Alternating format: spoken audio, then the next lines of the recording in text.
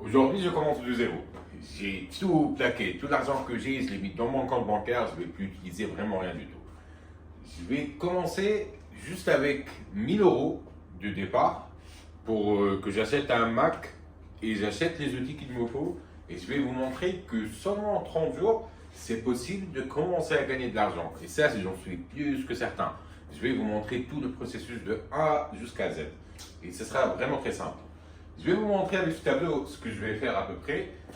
Et sachez qu'aujourd'hui, je vous fais cette vidéo, c'est même pas le jour 1. C'est juste la vidéo dans laquelle je vais vous expliquer en fait ce qu'on va faire tout au long de ces 30 jours.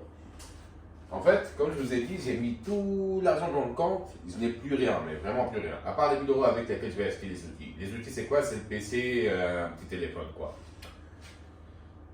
Après, quand je commencerai demain, je vais commencer comme quelqu'un qui n'a pas de travail, qui est au chômage, qui n'a rien. Il a juste un PC et un téléphone. Et c'est exactement en fait le but. C'est de vous montrer comment, en partant comme ça, tu pourras vraiment générer de l'argent à la fin du mois. Juste en 30 jours. Et c'est vraiment possible. Et donc voilà, là je vais vous montrer la méthode que je vais faire. C'est pas la méthode, je vais vous montrer plutôt le plan d'action que je vais appliquer sur ces 30 mois. C'est 30 jours. Donc voilà, plan d'action. Plan d'action. Et là, je vais vous dire. Le premier jour, deuxième et troisième, c'est très intéressant. Enfin, pas intéressant, c'est vraiment les jours où il faut trouver la niche. C'est les jours où il faut trouver ce que tu vas vendre. Que ce soit une formation, un produit, un site web, peu importe. Il faut que tu maîtrises un truc et que tu trouves la niche et que tu trouves l'intérêt par lequel les gens vont commencer à acheter en fait ton truc. Et il faut que la niche que tu choisis, c'est une niche dans laquelle il y a déjà eu des ventes. Et c'est une niche dans laquelle tu es certain de pouvoir vendre à quelqu'un qui aura besoin de ce que tu vas proposer toi. Et donc voilà.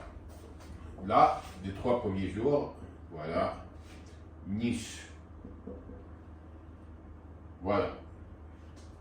Là, ce que je vais faire, c'est vraiment 3 jours où vraiment je me casse la tête juste à trouver une niche. Vraiment juste à trouver une niche. Ce sera tout ce que je vais faire. Là, disons que moi j'ai trouvé la niche. Pour l'exemple, disons que j'ai trouvé par exemple formation en trading.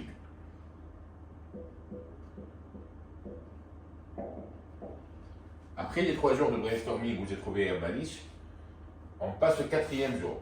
Au 4e jour, ce que tu vas faire, c'est que tu vas t'informer.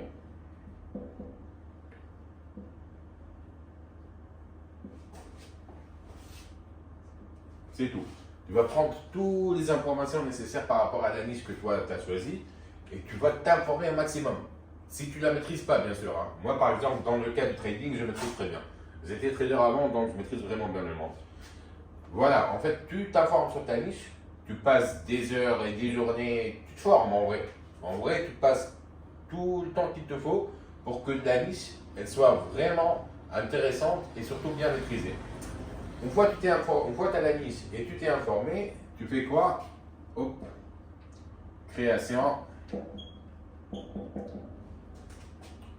de ton offre. Que ce soit avec des vidéos sur internet, que tu vas vendre peut-être sur l'application Hoop, maintenant il est tendance. Que ce soit sur un site web, que ce soit sur un school. En fait, une fois que tu as ça, tu as eu la niche, tu t'es informé, tu crées ton offre. Sur le school de préférence, puisque c'est en formation, ou sur Hoop aussi ça marche. Et donc, une fois tout ça fait, tu fais quoi? Prospection.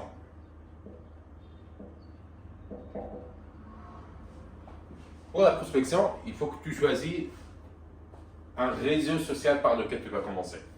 Qu'il soit Instagram, TikTok, YouTube, Facebook, ce que tu veux, en fait, c'est toi que tu choisis. Là où tu trouves mieux, là où tu aimes mieux, c'est là que tu te mets. Une fois que tu as tout ça et tu passes à la prospection, tu mets par exemple ta page Instagram ou Facebook, tu postes tes photos, des vidéos, des contenus, là où tu parles en fait essentiellement de la formation. Tu dis, voilà, par exemple, je sais pas, mais en fait, tu parles de la formation.